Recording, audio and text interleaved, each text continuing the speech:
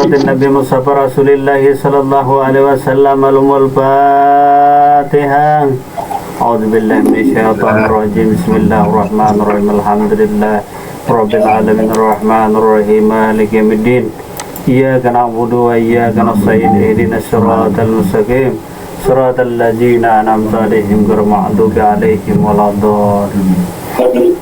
Bilahratin wali Allah. Al-Fatihah.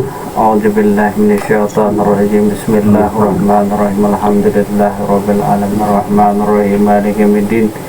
Iyyaka na'budu wa iyyaka nasta'in. Ihdinas siratal mustaqim. Siratal ladzina an'amta 'alaihim ghairil maghdubi 'alaihim waladdallin. Bismillahirrahmanirrahim. Alhamdulillahi rabbil alamin.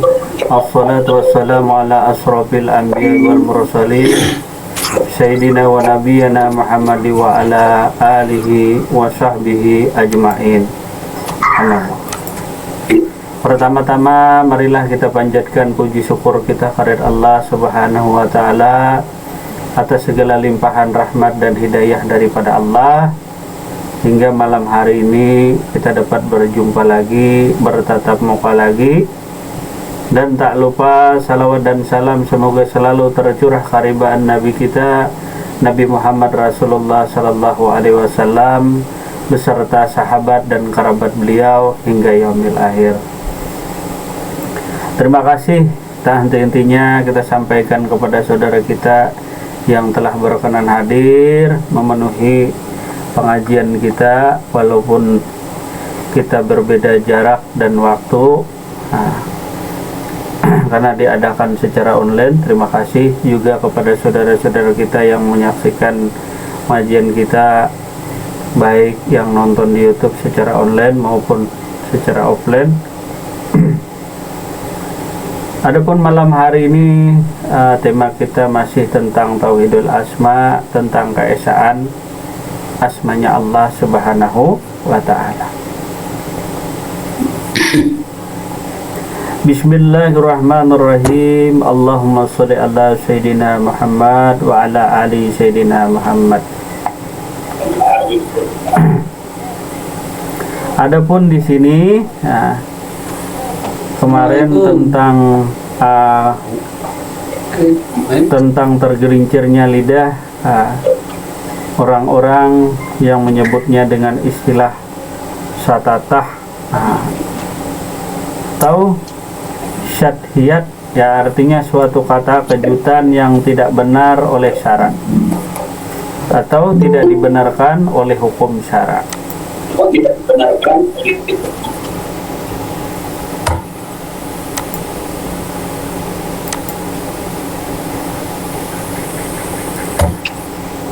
Yang tidak dibenarkan oleh hukum syara, hal mana merupakan suatu bahaya musyahadah, tidak terlihat lagi baginya segala ahwan ini karena sepenuhnya memandang wujudullah yang mutlak.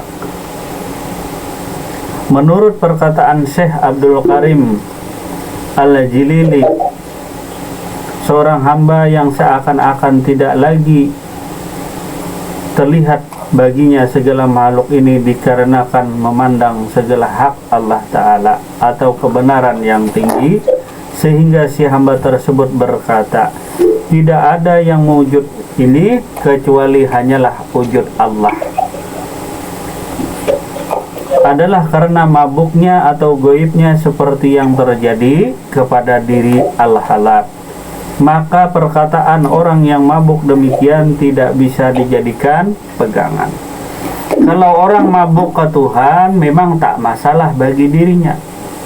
Yang jadi masalah ini orang yang tidak mengerti tentang perkataannya tadi.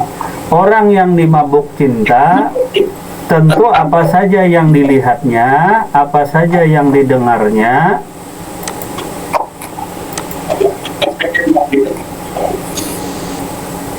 apa saja yang dilihatnya, didengarnya, diucapnya, tentu adalah kekasihnya, tentu adalah pujaan hatinya. Begitu juga seseorang tadi, seorang salik yang telah dibukakan pintu makrifat oleh Allah Subhanahu wa Ta'ala seluas-luasnya, di mana dia telah berjumpa dengan Allah Subhanahu wa Ta'ala, di mana dirinya telah bersama dengan Allah Subhanahu wa Ta'ala, sehingga dirinya tadi siang dan malam selalu merindui dan mencintai hanyalah Allah. Jadi mulutnya keluh letih, hanya yang diucapnya hanyalah nama kekasihnya saja. Bahkan ketika dia memandang kuburan sekalipun, yang dipandang adalah wajah kekasihnya, adalah wujud kekasihnya sendiri. Ketika dia memandang cermin, maka yang dilihat di cermin tadi adalah wajah kekasihnya. Saking cintanya. Nah, berbeda orang yang cuma cinta di mulut, tetapi hati dan jiwanya tidak menyatu. Nah, kalau orang sudah jatuh cinta tadi, mau di dekatnya terus, apalagi pengantin baru. Nah, ini mungkin tak mau pisah-pisah kemanapun, selalu bersama, seiring bersama tadi. Nah, yang jadi masalah kalau sudah sama-sama tua, nah mungkin cintanya berkurang. Itu cinta makhluk. Tapi cinta Allah tadi tak akan pernah berkurang. Allah tak akan pernah meninggalkanmu. Allah tak akan pernah membencimu. Nah, sudah jelas dalam firman-Nya Allah menyatakan bahwa aku tidak akan pernah meninggalkanmu. Aku tidak akan pernah meninggalkanmu dan aku tidak pernah membenci dirimu. Tetapi anggapan-anggapan kita, anggapan-anggapan orang lain bahwa Allah tadi membenci kita dan lain sebagainya tadi, bahkan Allah meninggalkan kita, tentunya tidak. Jadi Allah tak akan pernah meninggalkanmu. Nah, dari keterangan itulah Allah tidak akan pernah meninggalkan, begitu setianya tadi. Itulah cinta yang sejati, itulah cinta yang suci tadi. Tidak akan pernah meninggalkanmu di dunia dan di akhirat, dalam kubur pun bersama dengan Allah Subhanahu wa Ta'ala. Tetapi hubungan kita sesama manusia hablum minan nas. Artinya kita saja dengan istri kita yang kita cintai, yang kita sayangi, ataupun dengan suami kita yang kita tercinta, sayang, adakah mau masuk dalam liang lahat, liang kubur? Tentu tidak. Tentu tidak. Tetapi Allah Subhanahu wa Ta'ala tadi selalu setia menemanimu. Aku tak akan pernah meninggalkanmu, kata Allah. Tak akan pernah meninggalkanmu, baik suka maupun duka. Nah, jadi siapa lagi yang lebih setia tadi selain daripada Allah? Adalah Allah sendiri yang menyatakan tadi dalam firman-Nya bahwa aku tak akan pernah meninggalkanmu dan aku tak pernah membencimu. Cuma sangka-sangkaan kita, karena prasangka kita Tuhan meninggalkan kita dan lain sebagainya tadi. Nah, jadi kalau keterangan Al-Halat ini adalah orang mabuk, orang yang tenggelam. Seperti yang kita sampaikan kemarin, orang tenggelam, misalnya nyemplunglah kita ke kolam, ke sungai, karena tak bisa berenang. Mungkin awal-awal kita masih tangan di atas permukaan air, masih bisa berteriak-teriak, aku tenggelam, aku tenggelam, aku mau tenggelam. Masih bisa suara kita terdengar, masih suara kita, kalam kita, perbuatan kita masih nampak. Tetapi ketika benar-benar engkau tenggelam, seluruh batang tubuh, bahkan lubang-lubang di tubuh ini sudah dipenuhi air, lalu tenggelamlah diri tadi. Tenggelam diri tadi karena dipenuhi oleh air. Air mulhayat namanya tadi, air kehidupan. Air hayat artinya yang maha hayat adalah sifatnya Allah, atau yang maha hidup adalah Allah, diliputi oleh air tadi sehingga tenggelam. Karena tenggelam dalam cinta, enak. Kalau tenggelam mati konyol, celaka diri. Artinya mati juga. Jadi mati tenggelam. Jadi si Al-Halat ini mabuk ke Tuhan, cinta Tuhan. Dulu seorang guru kita menyatakan, kalau mabuk ke Tuhan tak masalah, paling-paling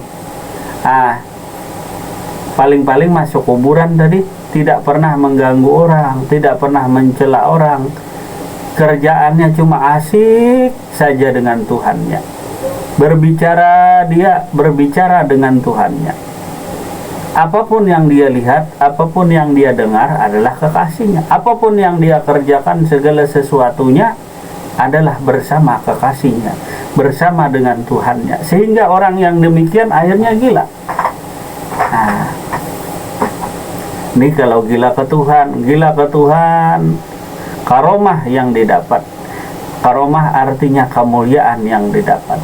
Kalau gila ke dunia, ngumpul-ngumpuli harta sesedikit, melihat daun. Pernahkah engkau melihat orang mabuk? Di sini ada istilah kecubung. Kecubung itu istilah buah-buahan, ada bijinya, itu untuk orang bikin mabuk. Mungkin gilanya bisa 1 minggu, itu sampai telanjang bulat. Tak bisa lagi mengenakan baju karena zat daripada kecubung ini bikin panas badan, tak bisa pakai baju, pakai celana pun tak bisa. Hayalan timbul, apa yang dihayal, ketika menghayal kaya, maka hayalan kaya. Apapun yang dia lihat adalah uang, adalah permata, walaupun batu, walaupun daun-daun, dan lain sebagainya. Nah, ini orang mabuk ke dunia.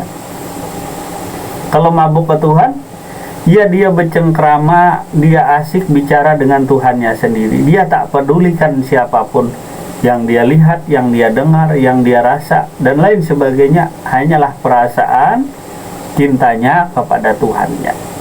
Sehingga ngomongnya jadi ngaur, atau sudah tak karuan, tak normal lagi, seperti yang didengar orang pada umumnya. Nah, tetapi orang yang gila ke Tuhan ini bukanlah gila pada sebenarnya, pada umumnya, seperti gila. Bila cinta atau gila selain daripada Allah, inilah yang dinamakan gila dunia. Misalnya ditinggal suami, meninggal dunia, jadi gangguan kejiwaan. Atau misalnya harta habis, terjadi gangguan kegoncangan jiwa.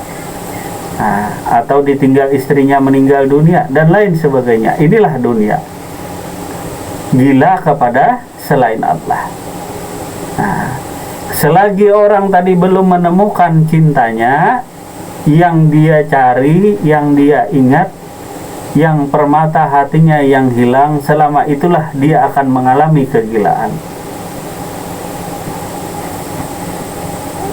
Nah, jadi perkataan daripada orang yang mabuk, seperti perkataan Al-Hala tadi, tidak bisa dijadikan pegangan, tidak bisa dijadikan dalil atau keterangan, karena dirinya adalah berdasarkan perasaannya kepada Tuhan. Yang dimaksudkan tidak bisa dijadikan pegangan adalah semau-maunya berkata seperti Al-Halat, atau perkataan Al-Halat dijadikan suatu dalil untuk memperkuat hujah atau alasan. Sultanul Aulia Maulana Syekh Abdul Qadir Al-Jailani berkata, andai kata peristiwa Al-Halat itu terjadi di zaman masaku, pasti aku akan larang orang membunuhnya.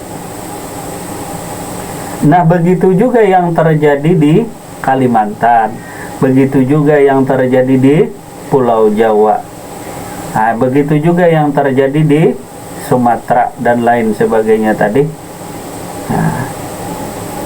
Jadi orang pernah bertanya kepada Al-Halat, waktu itu beliau sedang disalib di kayu tadi.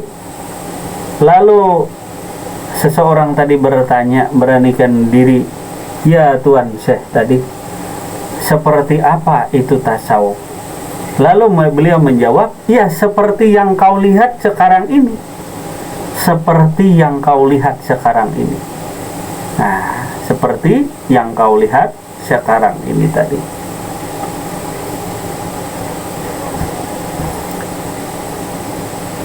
Kemudian malam kemarin ada istilah tentang kesaksian diri dengan Allah Subhanahu wa Ta'ala. Mungkin kita sudah simak malam tadi, itu laksana perahu, diri kita itu laksana perahu. Yang jadi nahkodanya, yang maha melihat, yang maha mengatur, yang maha memelihara, itulah Allah. Kemudian yang jadi juru kemudi di belakang, yang mengendalikan kemudi adalah hambanya yang bernama Muhammad. Itulah diri kita pada hakikatnya. Secara lahiriah diri tadi bernama Muhammad. Secara rohaniyah atau batin diri tadi bernama Allah. Diri tadi laksana kapal. Mungkin sudah ingat lah. Nah, ini kapal. Maka dialog yang terjadi di diri kita, inilah dialog Allah dengan hambanya. Dialog Allah dengan kekasihnya. Pagi, siang, dan malam 24 jam. Hubungan antara Allah dan Muhammad di sini. Hubungan antara hamba dan Allah terjadi kepada diri kita. Nah, karena diri kita ini mengandung rahasia daripada Allah Subhanahu wa Ta'ala. Diri kita mengandung rahasia Allah. Nah, ketika kapal ini dilihat berjalan, nah, maka yang berjalan itu pada hakikatnya adalah Allah dan hambanya yang bernama Muhammad. Nah, ketika berbicara, yang berbicara tadi Allah dengan hambanya. Engkau hanya menyaksikan, engkau hanya sebagai mazhar, sebagai sandaran, sebagai kenyataan Allah dan kenyataan Muhammad. Nah, jadi sebenarnya diri kita adalah La ilaha illallah Muhammad Rasulullah. Nah, jangan ditinggal Muhammadnya atau Allah aja, nanti bisa terpotong leher kita. Saka? Nah, karena mimnya ada di kepala. Maka dari itu sempurnanya diri tadi adalah La ilaha illallah Muhammad Rasulullah. Nah, jangan alif lam lam ha saja, tidak ada mimnya, tidak ada kepalanya. Nah, maka yang sempurna tadi adalah alif lam lam ha dengan mim ha mim dal. Itulah diri manusia. Itulah diri sebenarnya diri tadi, baik lahiriah maupun batinnya. Jelas saja itulah. Nah, itu yang malam tadi. Nah, itu bisa disimak nanti secara jelas. Kemudian malam ini tentang isim jimi dan isim mani. Untuk musyahadah ini ada dua cara, kedua-duanya bertujuan satu. Ini sudah sering kita dengar, bahkan terlampau sering kita dengar.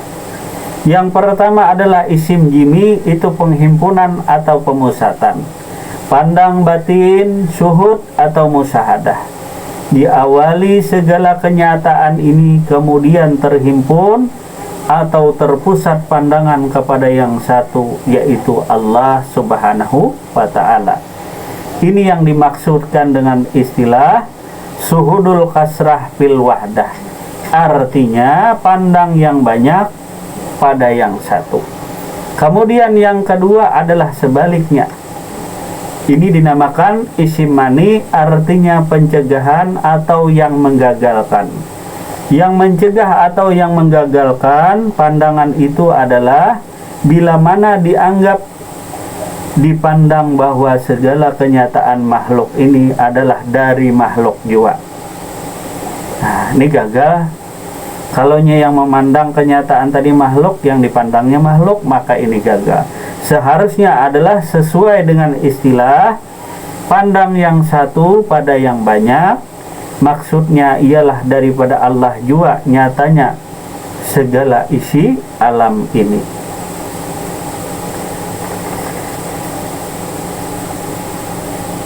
Nah, jadi yang pertama suhudul kasrah fil wahdah, suhudul wahdah fil kasrah. Nah, ini teorinya. Prakteknya bagaimana sih dalam kehidupan kenyataan ini? Coba Anda ambil misalnya baskom. Nah, tahukah baskom tempat air mau yang bulat, yang persegi panjang, silakan. Anda taruh di sana air. Nah, diisi air baskom tadi. Lalu dikasih sabun di sana. Nah, sabun cuci piring kah yang bisa menjadikan buih di sana. Maka diaduk di sana. Nah, diaduk di sana. Air dengan sabun tadi diaduk. Maka terjadilah gelembung-gelembung. Maka dipandang sana, suhud tadi pemandang, dipandang ke dalam. Nah, dipandang tadi. Coba yang pertama pandang diri Anda terlebih dahulu. Pandang diri Anda. Diri Anda tuh satu kah, dua kah? Nah, tentunya pandang yang satu ini tetaplah satu.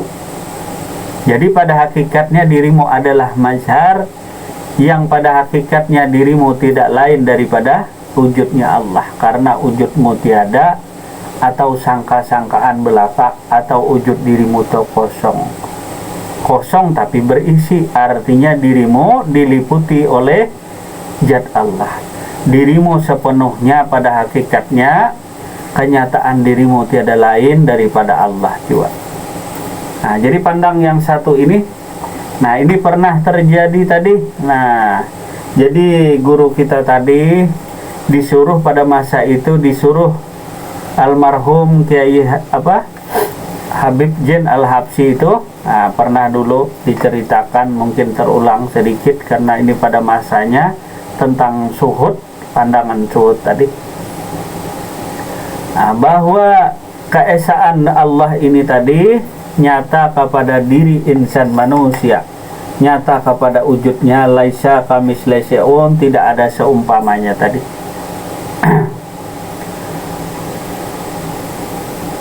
Nah, jadi bila ada yang rupanya sama dengan dirimu, misalnya pandang dirimu tadi, pandang dirimu, nyata tasdid tampak diri tadi engkau lihat. Kemudian engkau cari bila ada yang sama rupanya dengan dirimu tadi, adakah di seluruh penjuru dunia ini yang sama?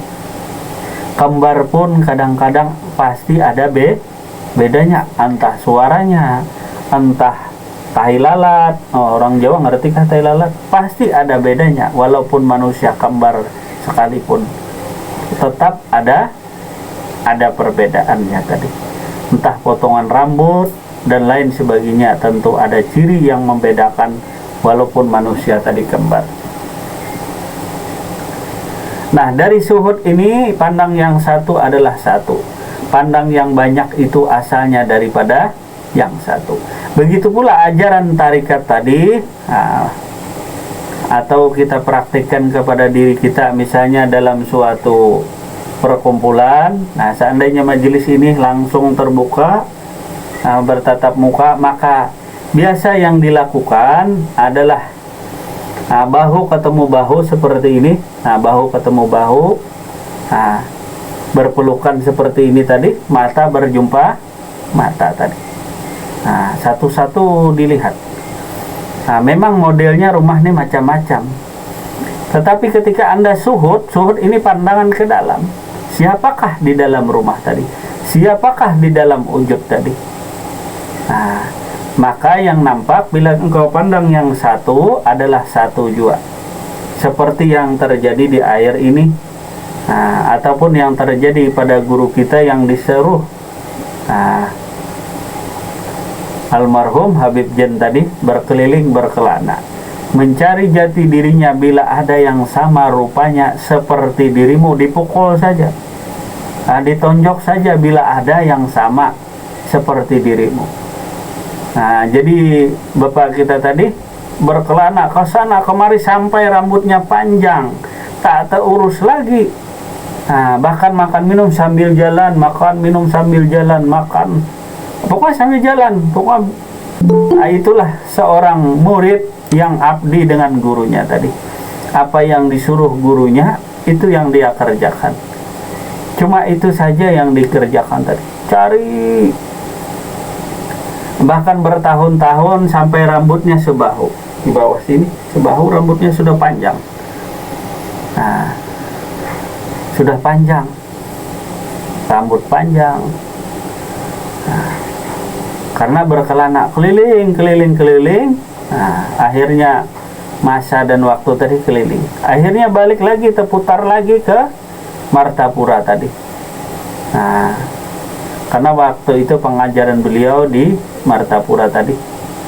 Nah, sampai di sana. Nah, jadi Habib Zain Al-Habsyi ini adalah penasehat PP Darussalam Martapura. Jadi beliau adalah penasehat Pondok Pesantren Darussalam Martapura tadi. Nah, jadi pada masa itu beliau memerintahkan kepada muridnya tadi untuk mencari jati dirinya tadi, untuk mensuhud adakah yang sama dengan dirimu. Kalau ada ketemu nanti dipukul saja. Keliling-keliling tak juga ketemu. Sampai-sampai tak terurus lagi wajah, tak tahu lagi. Pokoknya dia mencari ke sana kemari, ke sana kemari. Nah, dan singkat cerita baliklah dia ke Martapura tadi. Nah, lalu sampai di pasar Martapura, masuklah ke tukang potong rambut. Di sana dia lihat. Nah, tak tahu juga ceritanya kenapa dia bisa masuk ke sana. Karena saking cari-cari mencari jati diri, nah, dia lihat di cermin yang besar, itu katanya ada yang sama dengan aku, cuma rambutnya panjang, sedangkan aku tidak panjang. Nah, beliau ini tak pernah lagi bercermin, tak pernah lagi merawat mukanya, wajahnya. Yang dia disuruh guru tadi adalah mencari yang sama rupanya seperti dirimu. Tak terurus lagi. Nah, semuanya tak terurus. Dia lihat di cermin tadi, oh ternyata itu yang kucari selama ini. Nah, cuma rambutnya panjang, sama rupanya. Nah, wujudnya cuma perbedaannya rambut tadi. Nah, lalu dia pukul lah tadi. Sekali yang dia pukul adalah cermin. Nah, bagaimana yang terjadi kepada dirinya sampai-sampai dia cermin pun dia tak kenal lagi.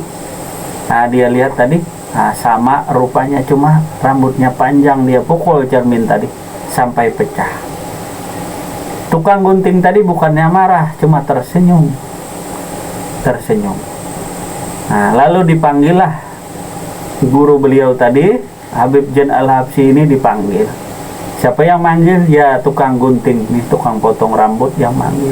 Datanglah beliau.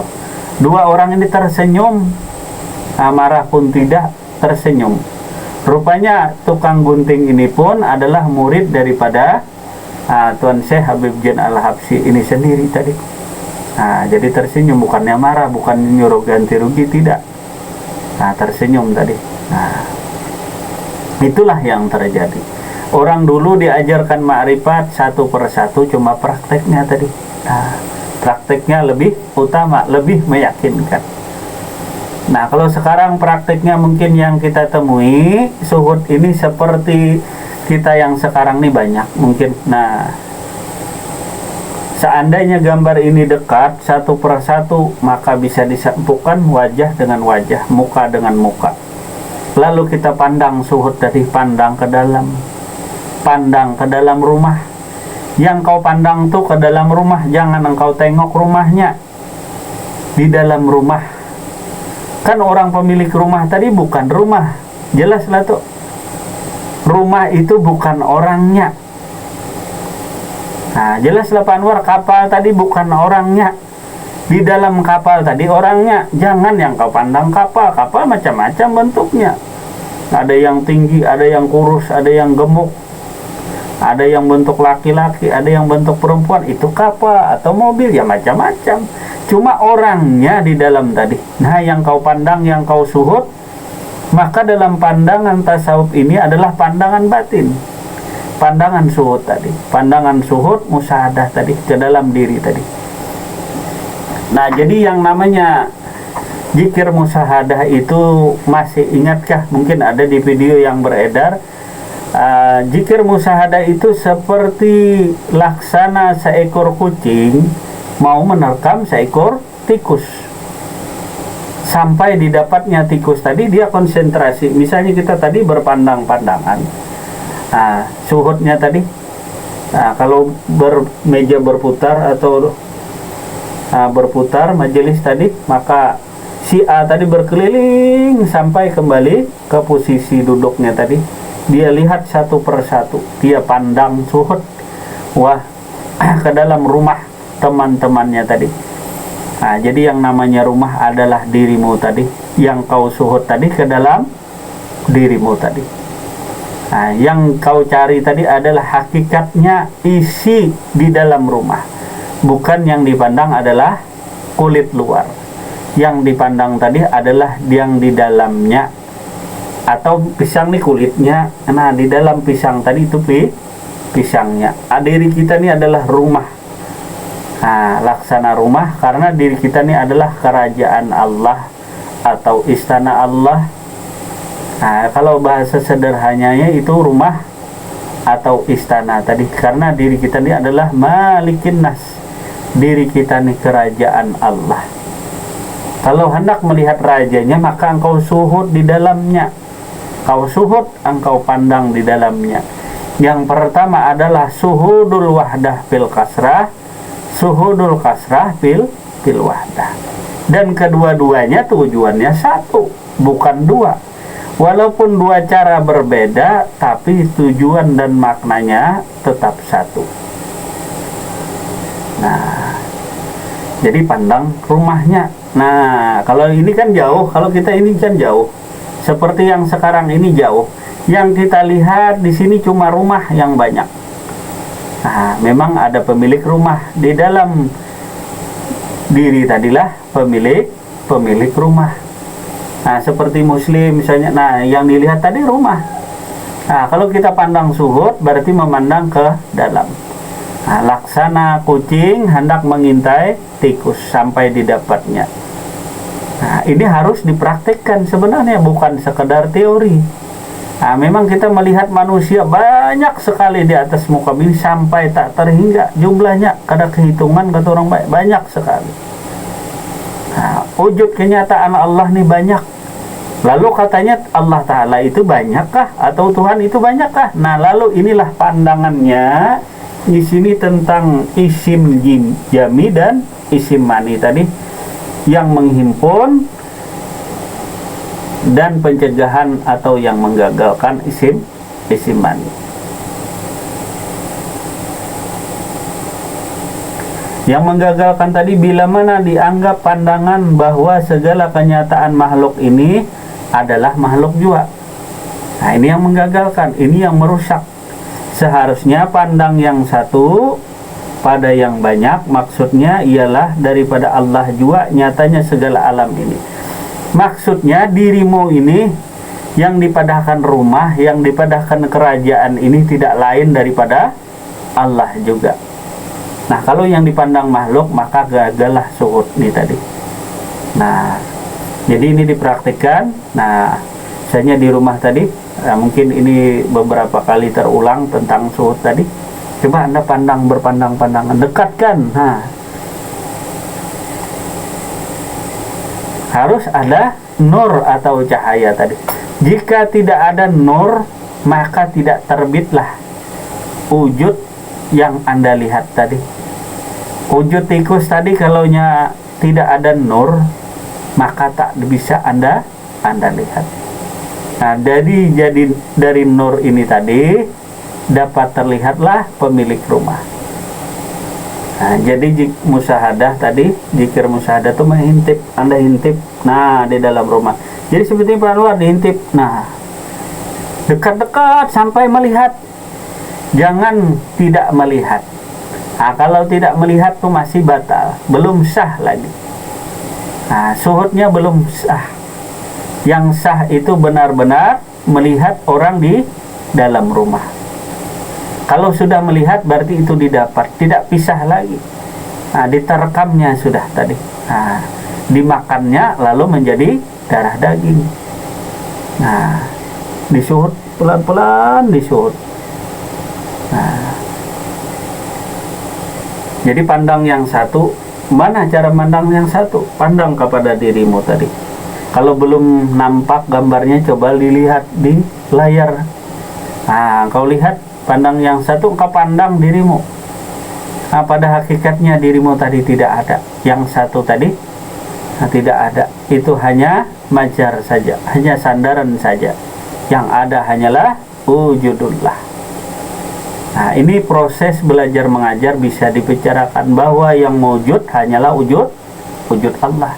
Jangan kita bawa ke perkara umum. Nah, nanti bikin bikin ribut.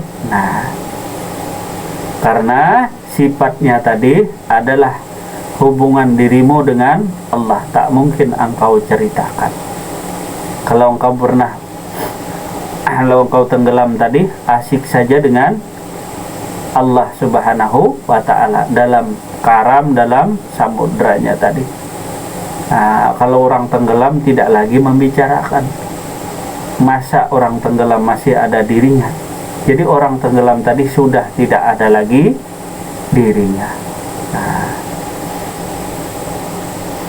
kemudian dilanjutkan lagi nanti cara suhud. Kalau tak ada orang, istri pun jadi saling pandangan tadi.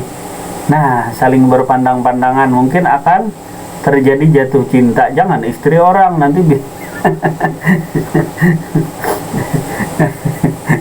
kasihan yang duda lah.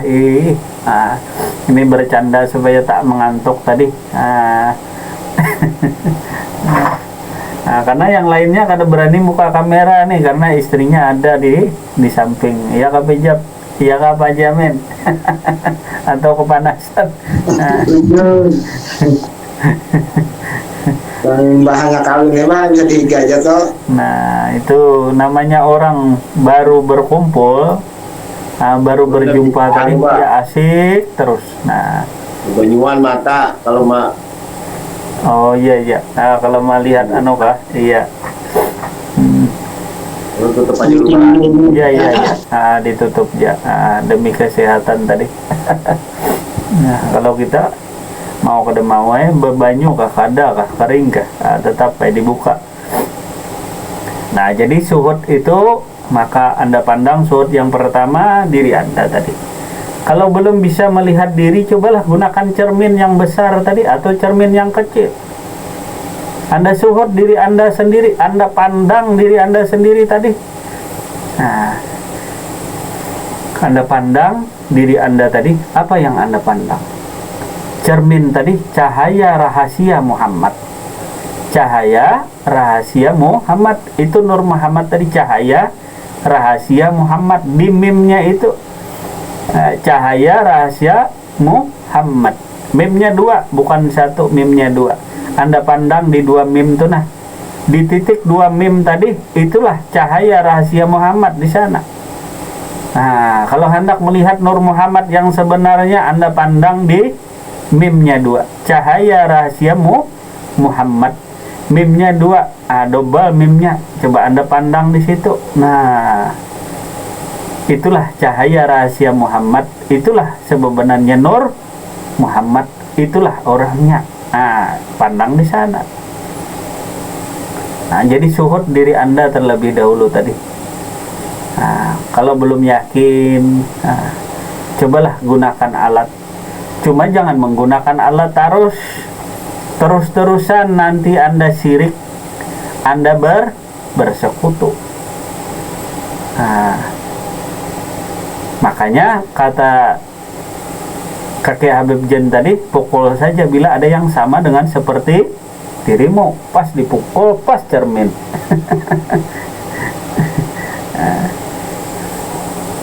Mudah kalau paham, alhamdulillah tadi. Nampak jad wajibal wujudnya tadi. Nampak si Nur Muhammad tadi, nampak di mimnya tadi. Engkau lihat, engkau tengok dengan suhud, dengan musyahadah yang benar-benar tadi, yang sungguh-sungguh, seperti konsentrasinya seekor kucing hendak menerkam tikus tadi. Dia benar-benar diam saja, dia tak bergerak sedikit pun. Sampai didapatnya tadi, dia konsentrasi penuh. Cahaya rahasia Muhammad tadi, Anda tengok di sana. Mungkin ini tak ada dalam kitab tadi. Ini perjalanan yang pernah kita lewati, yang pernah kita lalui. Kalau di kitab tak ada. Kalau mencari di kitab Ajab-ajab nanti di mana tulisannya. Syuhud ini pun prakteknya tak ada. Anda buka sendiri di kitab Darun Nafis ini, tak ada prakteknya. Tak akan ada di sini. Nah, belum ada di sini tentang praktek yang demikian tadi, kalau belum pernah mengalami tadi. Nah, makanya ada istilah bimbingan. Nah, ada yang membimbing dulu. Syuhud seperti apa? Bagaimana cara yang disuhud? Apa yang disuhud? Nah, dikira tadi Allah Ta'ala tadi banyak. Yang banyak itu kenyataannya.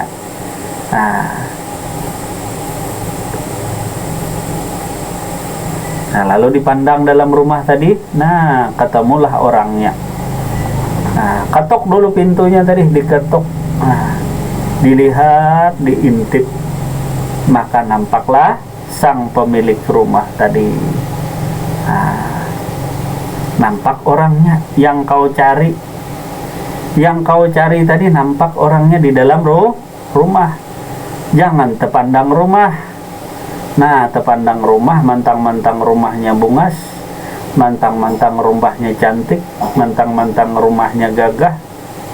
Nah, lalu bisa memandang orang sebelah mata. Ini yang dinamakan Dajjal tadi. Nah, orang yang suka memandang orang lain dengan pandangan sebelah mata tadi. Nah, Dajjal tadi memandang orang lain, artinya dirinya lebih hebat, dirinya lebih bagus, dirinya lebih alim. Nah, dirinya lebih segala-galanya daripada orang lain. Artinya timbul sikap hendak merendahkan, menjatuhkan orang lain tadi. Padahal dirinya sendiri pun hanyalah majhar, hanyalah sebagai kenyataan atau hanyalah sebagai sangka-sangkaan belaka. Yang ada tuh pada hakikatnya adalah Allah Subhanahu wa Ta'ala. Kembali kepada baskom tadi. Nah, kalau tak ada teman sendiri pun di baskom diudak lagi air dengan sabun tadi sampai terjadi buih. Nah, engkau seperti buih di lautan. Nah, seperti buih di lautan. Iya, buih tadi yaitu diri yang kadang kenal Tuhan terombang-ambing. Ini ya kata Nabi, kata Rasulullah Sallallahu Alaihi Wasallam, umatku seperti buih di lautan yang dipermainkan oleh ombak. Karena kada punya Tuhan, karena kada mengenal Tuhan, cuma kenal dengan namanya saja. Nah, kenal dengan namanya saja, lalu terombang-ambinglah. Mudahlah berganti-ganti agama dan lain sebagainya tadi, karena kadang kenal Tuhan juga. Nah, karena tidak ada keyakinan. Bagaimana hendak yakin? Bagaimana hendak beriman kalau selama ini engkau belum mengenal siapakah Tuhanmu yang sebenarnya tadi?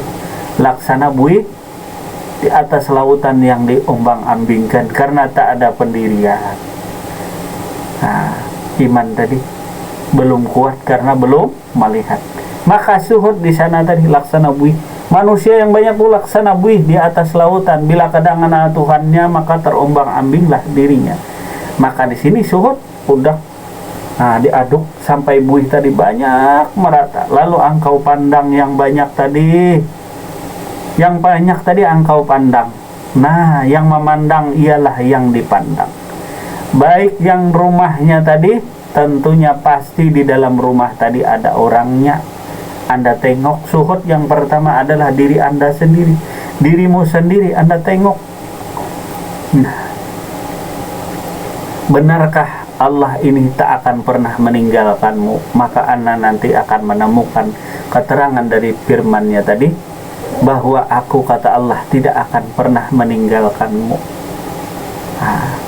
Jadi jangan berputus asa. Kita ditinggalkan orang yang kita cintai, ditinggalkan orang yang kita sayangi, karena Allah tak akan pernah meninggalkanmu. Itu janji Allah. Nah, surah apa tuh? Nah, cari sendiri surahnya tuh.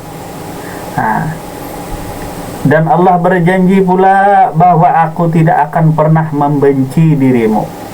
Nah, Allah tak akan pernah membenci dirimu. Terlebih lagi orang yang mengenalnya. terlebih lagi orang yang mengenalnya. Orang saling kenal mengenal tadi, apalagi orang yang saling dekat, dicintai dan disayanginya. Seperti seorang ayah dengan anaknya, seperti seorang anak dengan ayahnya yang saling mengasihi, yang saling menyayangi. Tapi Maha Suci Allah dengan contoh yang demikian tadi. Karena saking dekatnya Allah dengan dirimu tadi. Malikin nas, akulah rajamu. Nah, akulah rajamu. Maka bila hendak melihat aku, tengoklah kepada dirimu tadi. Rahasiaku ada pada dirimu. Engkau suhud dirimu, engkau pandang cahaya rahasia Muhammad tadi kepada dua mimnya tadi.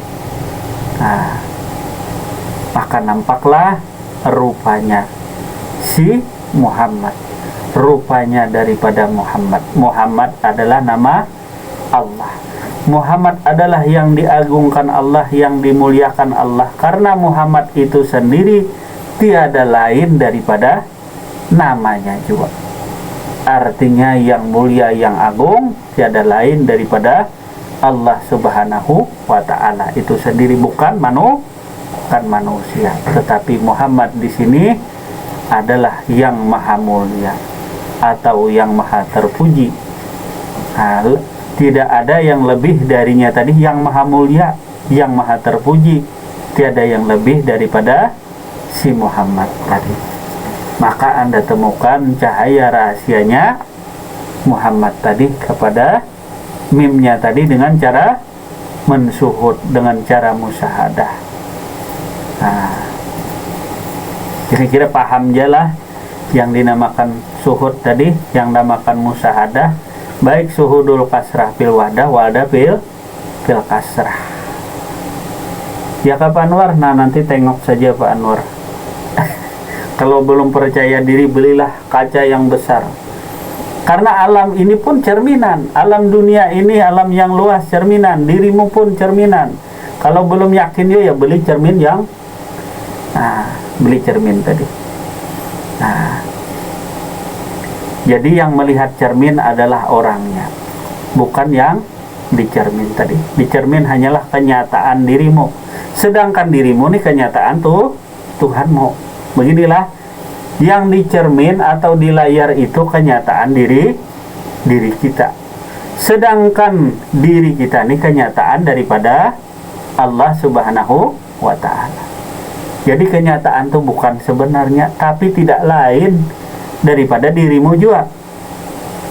Rupanya sama, bentuknya sama, cuma itu polos. Tidak ada apa-apa. Inilah sangkaanmu belaka. Ini sangkaanmu belaka, engkau kira yang kau pandang itu dirimu, padahal bukan yang memandang inilah orangnya.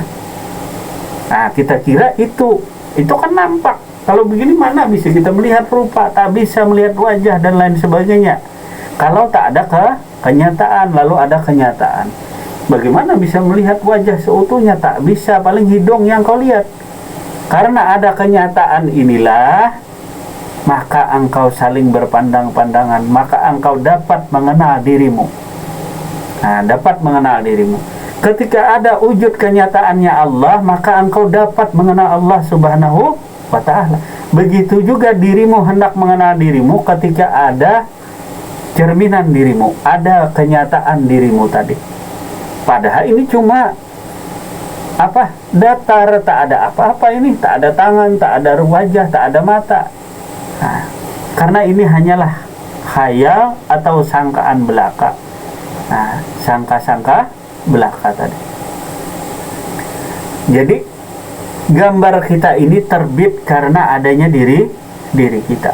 Diri kita ini ada karena terbit adanya Allah. Karena adanya aku, adanya engkau, wahai Muhammad. Karena adanya aku, maka adanya engkau. Allahu ruhun, Muhammad jasadun tadi.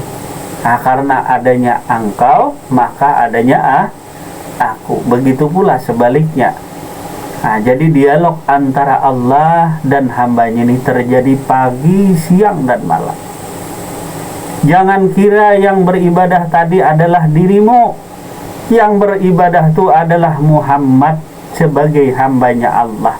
Jangan ngaku-ngaku kalau engkau tak punya apa-apa. Yang memberi komando, yang menyuruh engkau beribadah tadi siapa? Itulah Allah Subhanahu wa ta'ala. Yang melaksanakan ibadah tadi itulah hambanya, itulah kekasihnya. Nah, jelas saja itulah. Jadi yang melaksanakan perintah segala amal ibadah tadi itulah dirinya Muhammad yang diperintahkan. Laksana diperintah, sang nahkoda ke kanan, kapal ke kanan, ke kiri, ke timur, ke barat, ini terjadi tadi. Inilah suhud yang sebenarnya, inilah tirai yang sebenarnya yang terjadi kepada diri setiap insan orang saleh tadi. Nah, dia terlebih dahulu mengetahui hakikat sebenarnya hamba, hakikat sebenarnya perbuatan Allah. Begitu juga hakikat sebenarnya nama Muhammad, hakikat sebenarnya nama dirinya sendiri tadi.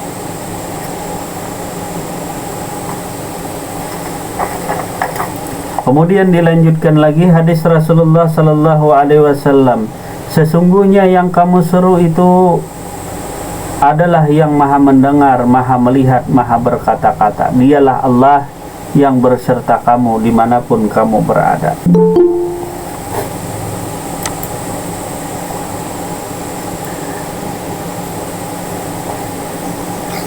Assalamualaikum guru. Waalaikumsalam warahmatullahi wabarakatuh. Nah, jadi jelas malam ini tadi. Kemudian dilanjutkan dengan hadis tadi, sesungguhnya yang kamu seru itu adalah yang maha mendengar, yang maha melihat, yang maha berkata-kata, dan dialah Allah beserta kamu dimanapun kamu berada. Nah, kalau ada istilah maha melihat, maha mendengar tadi, nah, kalau kita umpamakan inilah nahkoda kita, inilah yang mengatur kita, berarti diri kita tak ada. Lalu yang berkata-kata ini siapa? Yang berkata-kata ini adalah dirinya sendiri. Nah, maka kita tengok, kata istilah tengok atau tilik diri kita. Yang berkata-kata tadi adalah sang nahkoda. Ya. Lampu. Iya, bosan. Ya, karena kita beli ya. Dah, boleh mama. Boleh mama. Iya, sudah. Iya, abang lagi ya. Nah, jadi yang memandang tadi adalah sang nahkoda, yang memerintahkan adalah sang nahkoda, yang melihat tadi adalah sang nahkoda. Sedangkan si hambanya si Muhammad ini adalah la haula wala quwata illa billah.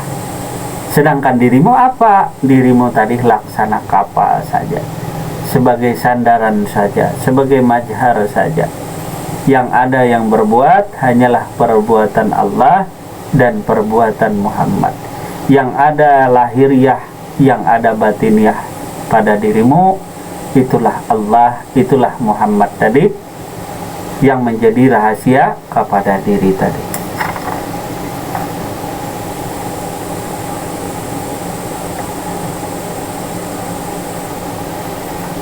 Kemudian masalah sifat-sifat Allah yang berhubungan dengan yang sama atau dengan asma tadi. Masalah sifat-sifat Allah yang sehubungan dengan asma atau namanya. Ada sementara orang yang arif billah menyatakan pendapatnya tentang sifat-sifat Allah. Menurut mereka Allah itu tidak mempunyai sifat. Yang ada bagi Allah hanyalah asma atau nama-namanya saja. Mereka mengemukakan dengan dua dalil atau keterangan, yaitu dalil nakli dan dalil akli. Dalil nakli ialah yang tercantum dalam Al-Quran dan hadis, sebagaimana yang difirmankan Allah Subhanahu wa ta'ala, yang artinya Allah mempunyai beberapa nama, maka berdoalah Anda dengan nama-nama tersebut.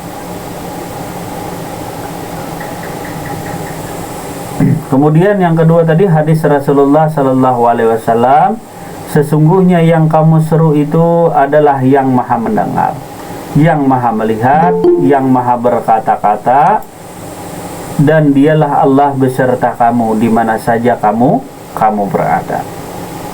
Dalil akli ialah dalil akal atau keterangan yang didapat sepanjang pertimbangan akal. Menurut akal atau logika, sifat adalah sesuatu yang melekat pada zat, atau dapat pula dikatakan bahwa sifat adalah sesuatu tambahan pada zat.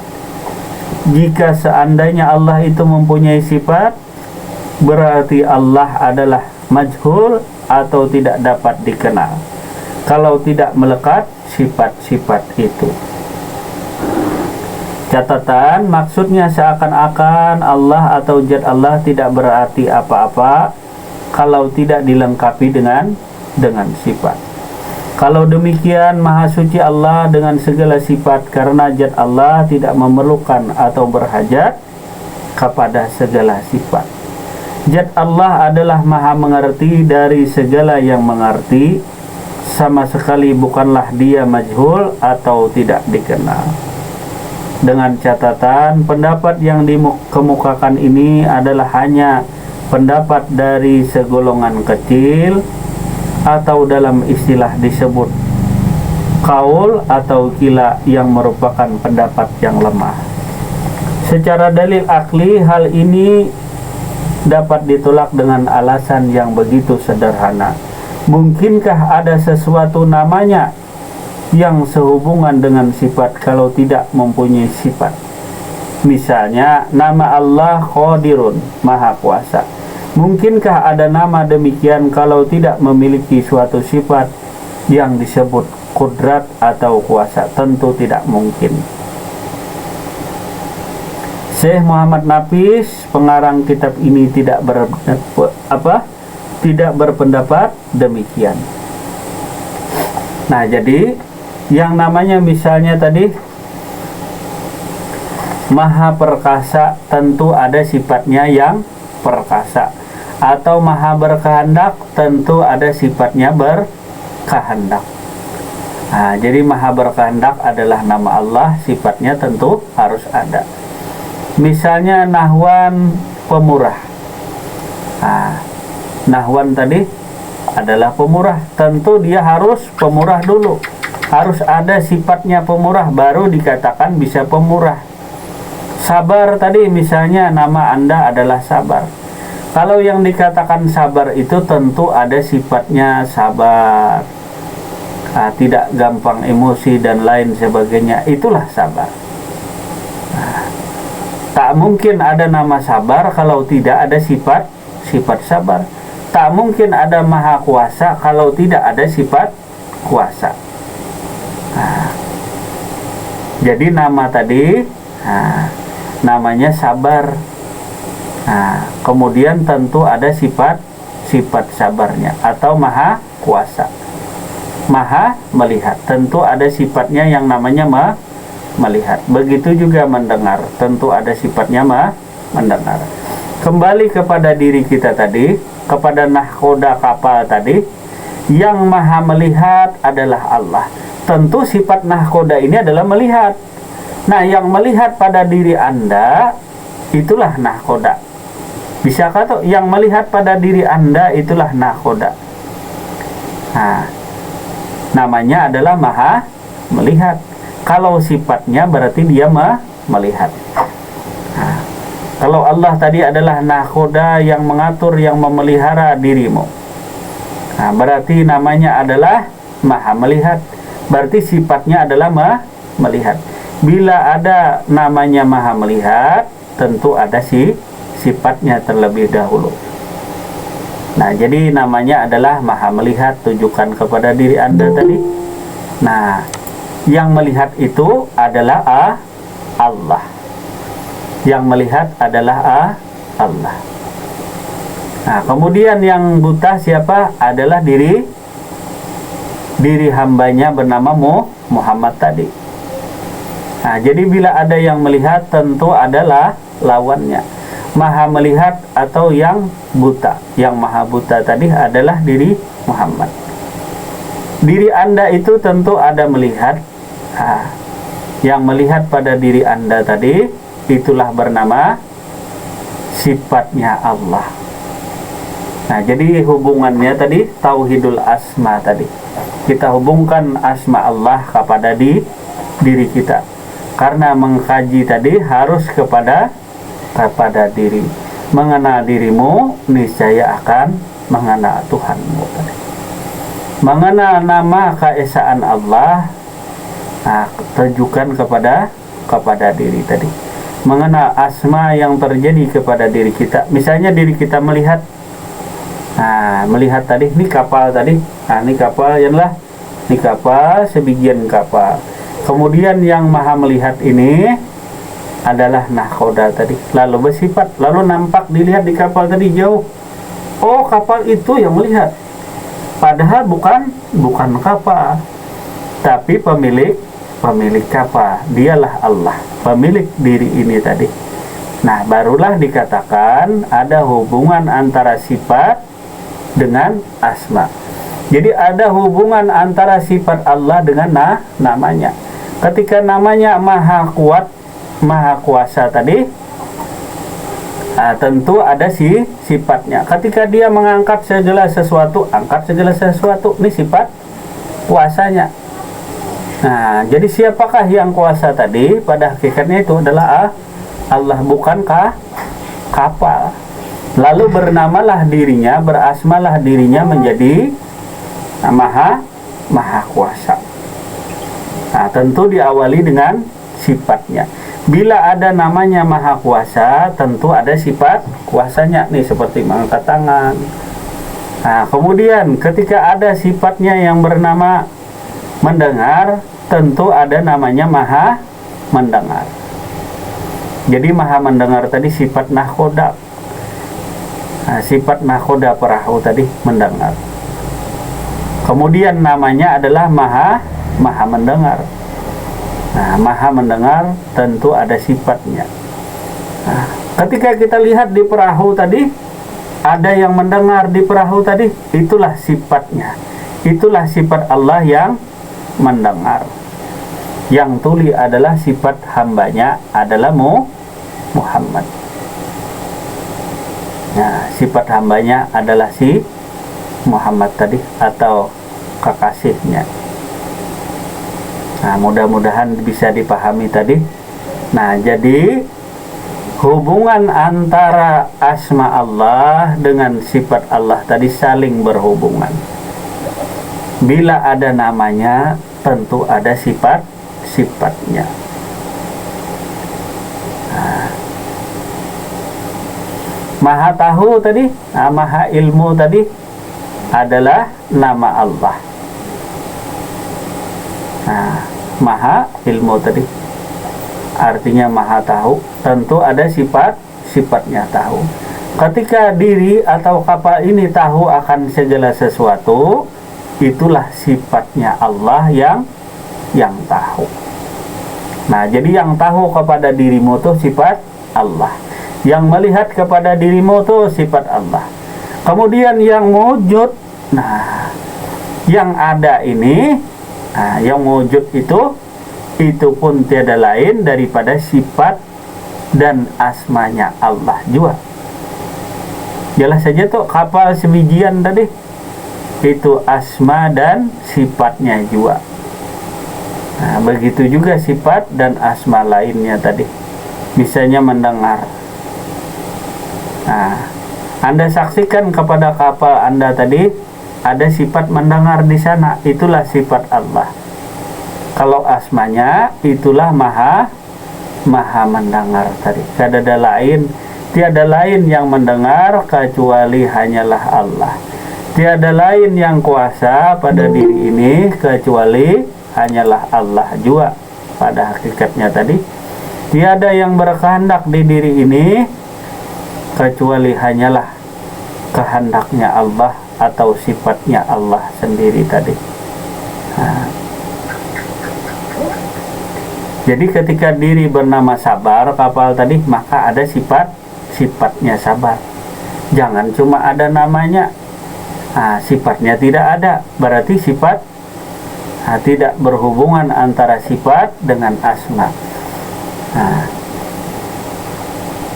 misalnya handphone tadi, tentu ada sifatnya. Untuk apa? Untuk menelpon, untuk SMS, ini sifatnya. Namanya adalah handphone atau HP tadi, tentu ada sifatnya. Begitu juga ini laksana kapal, ada yang melihat, ada yang mendengar tadi, itu sifat. Kemudian namanya siapa? Maha melihat. Kemudian sifatnya ketika melihat sesuatu, itulah sifatnya. Nah, ketika Anda melihat sesuatu, itu tidak lain daripada sifat Allah melihat tadi. Nah, jadi 100% si diri ini tadi dititipi sifat oleh Allah Subhanahu wa ta'ala. Baik namamu, tubuhmu, hatimu, nyawamu, ruhmu, dan akuan dirimu tidak lain daripada miliknya Allah Subhanahu wa ta'ala. Artilah tuh, tubuhmu, hatimu, nyawamu, ruhmu, dan pengakuan dirimu itu mutlak milik Allah Subhanahu wa ta'ala. Maka hendaklah kita arif dan bijak tadi, kembalikanlah segala sesuatunya kepada tempatnya. Nah, jika mengenal Tuhanmu, maka binasalah wujud dirimu. Orang matilah yang berjumpa Allah. Orang matilah yang berjumpa Allah Subhanahu wa ta'ala. Nah, jadi orang mati yang berjumpa Allah. Nah, jadi dilatih jasuhud tadi, dipandang. Yang memandang tiada lain daripada yang dipandang. Nah, kita sering memandang rupa kita, wajah kita. Itu bukan kita sebenarnya, tetapi hanya gambaran. Sebagai majhar, sebagai sandaran saja, sebagai sangka-sangkaan belaka. Nah, yang kau lihat tadi, padahal yang melihat itulah dirimu. Nah, jadi kapal akan terus berlayar tadi. Nah,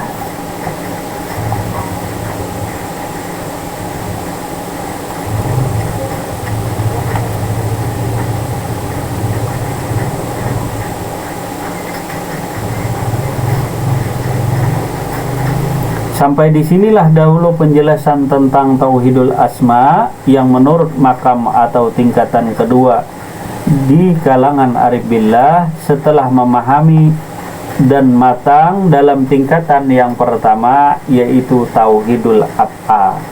Kematangan tersebut adalah anugerah Allah kepada mereka yang tekun sebagai salik, penuntut maupun anugerahnya secara ma'jub. Makam yang kedua ini, Tauhidul Asma ini adalah hasil dan buah daripada makam yang pertama. Jadi makam yang pertama Tauhidul Af'al kemarin mungkin masih kita ingat bahwa segala sesuatu perbuatan apapun yang terjadi di alam ini adalah perbuatan Allah. Begitu juga pada diri ini, segala sesuatu yang terjadi pada diri ini hanyalah perbuatan Allah saja. Nah, seperti perbuatan yang terjadi kepada diri ini laksana kapal yang berbuat tadi tentu nahkoda dengan yang juru kemudi. Nah, itu yang terjadi tadi. Nah, jadi Tauhidul Af'al tadi laksana perbuatan sang nahkoda. Nah, perbuatan sang nahkoda tadi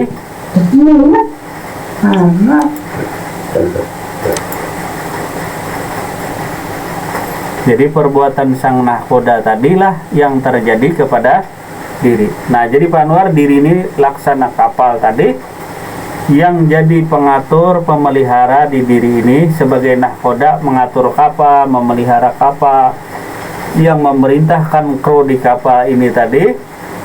Nah, jadi di kapal ini cuma ada dua. Pertama adalah Allah, yang kedua adalah Muhammad atau hambanya. Dua saja di kapal tadi, dua saja di dirimu, secara lahiriah, secara batinnya. Inilah letaknya nanti tauhidul af'al kepada diri. Jadi nahkoda ini sebagai raja di kapal. Satu, sebagai raja di kapal. Kedua, penghuni kapal ini tadi adalah pelayannya atau hambanya. Jadi dua saja di diri tadi, yang jadi raja dan jadi pelayan. Jadi yang ngomong tadi, yang melihat, yang mendengar, yang maha berkata-kata. Jadi yang bernama maha melihat, maha mendengar, maha berkata-kata, itulah sang nahkoda. Yang maha kuasa, yang maha melihat, yang maha mendengar, yang maha cinta, yang maha halim, yang maha ilmu, yang maha tahu. Yang Ar-Rahman, Ar-Rahim tadi, Al-Malik, Al-Qudus, As-Salam tadi, itulah sang nahkoda, itulah sang raja, Al-Malik. Sedangkan yang bersifat dan bernama lemah, tiada berdaya, tiada kuasa, tiada berkehendak, tiada hidup, tiada melihat, tiada mendengar, tiada berkata-kata, inilah hambanya, inilah kekasihnya, inilah pesuruhnya. Jadi di kapal tadi dua. Nah, kapal yang saking besar ini tadi, atau kecil kah kapal nih? Dibilang kecil-kecil, dibilang besar-besar tadi. Nah, jadi di kapal ini tadi. Nah, jadi yang menentukan adalah sang raja. Yang memerintahkan adalah sang raja. Ini terjadi kepada setiap diri sang salik ini yang hendak mengenali Tuhannya, yang hendak tahu jati dirinya. Nah, maka dia kenali yang dua perkara ini, sehingga terbitlah pemahamannya kepada tauhidul af'al dan tauhidul asma tadi. Nah, di mana keduanya tadi mengandung pengertian atau makna yang tersirat kepada diri masing-masing tadi. Nah, jadi sang nahkoda pemimpin kapal, sang nahkoda yang jadi raja. Nah, jadi yang nampak pada kapal itu adalah perbuatan. Nah, yang memerintah adalah sang raja. Yang melaksanakan perintah adalah pelayannya. Nah, misalnya tadi disuruh ke timur, yang menyuruh ke timur adalah sang nahkoda. Yang menggerakkan kemudi ke timur adalah hambanya. Tetapi yang Anda lihat secara garis besar itu kenyataannya, itulah kapal. Kapal ke timur, ke barat, ke timur, ke barat. Nah, kata Pak Ijab, ke Banjarmasin itu dua saja jalannya, belok kanan, belok kiri. Nah, kalau ke Banjarmasin jalannya tadi cuma dua, kalau tidak belok kanan ya belok kiri. Ke Banjarmasin tadi, siapakah yang memerintah tadi? Nah, yang memerintah ini sifatnya adalah tauhidul af'al. Perbuatannya itu turun kepada hambanya. Nah, bukannya Allah yang berbuat, tetapi hambanya. Hambanya itu siapa? Nah, hambanya tadi yang bernama Muhammad, hambanya, kekasihnya. Inilah pesuruh. Nah, pesuruh sang raja tadi. Sang raja yang nyuruh, sang raja yang memberi komando, sang raja yang memberi kuasa. Jadi hamba ini tidak memiliki kuasa, tak memiliki kehendak. Nah, jadi ke timur ke barat bukan kehendak hamba, tetapi kehendak sang raja. Jangan salah dalam tauhidul af'al ini. Jadi yang berkehendak di kapal ini mutlak kehendak sang nahkoda. Nah, kehendak sang nahkoda yang mutlak tadi, bukan kehendak hambanya, tidak. Apalagi kehendak kapal. Kapal cuma penampungan tadi. Cuma sekadar nama, itu pun mewakili daripada kenyataannya Allah. Jadi yang ada tadi, yang berkehendak, yang berbuat pada diri adalah perbuatannya Allah dan perbuatan hambanya tadi. Nah, jadi yang melaksanakan perintah itulah hambanya. Ini terjadi kepada diri salik tadi pagi, siang, dan malam. Pagi, siang, dan malam. Terjadi dialog, terjadi komunikasi di sini. Nah, pagi, siang, dan malam. Allah berkasih kasihan dengan hambanya. Nah, jadi, disinilah hubungan hamba dengan Tuhannya tadi. Disinilah rahasia Allah dan rahasia Muhammad. Nah, di sini mengandung rahasia Allah dan rahasia Muhammad. Nah, kemudian nama Allah dan nama Muhammad di sini pun mengandung rahasia tadi kepada diri insan tadi. Nah, mudah-mudahan malam hari ini dapat pencerahan yang secerah-cerahnya tadi tentang jati dirimu, tentang pengenalan dirimu tadi, supaya benar-benar mantap tauhidul apa, tauhidul asma tadi. Mudah-mudahan tadi, karena ini anugerahnya. Jadi yang memberi paham tadi siapa? Yang memberi paham tadi adalah sang mengatur. Yang menyuruh menuntut ilmu tadi siapa? Itu sang nakoda, menyuruh kepada hambanya. Yang duduk ini cuma, yang duduk ini apa? Itulah perahunya tadi. Jadi perahu tadi terus berlayar dan berlayar sampai pada masa dermaga terakhir tadi, pelabuhan terakhir. Jadi terus berlayar. Jadi dialog di sana, dialog Allah dengan hambanya, dialog Allah dengan Muhammad itu terjadi pada dirimu. Itu yang kau saksikan. Berdiri. Nah, ketika yang berdiri tadi, yang merintah berdiri Allah, yang melaksanakan berdiri tadi, itulah hambanya.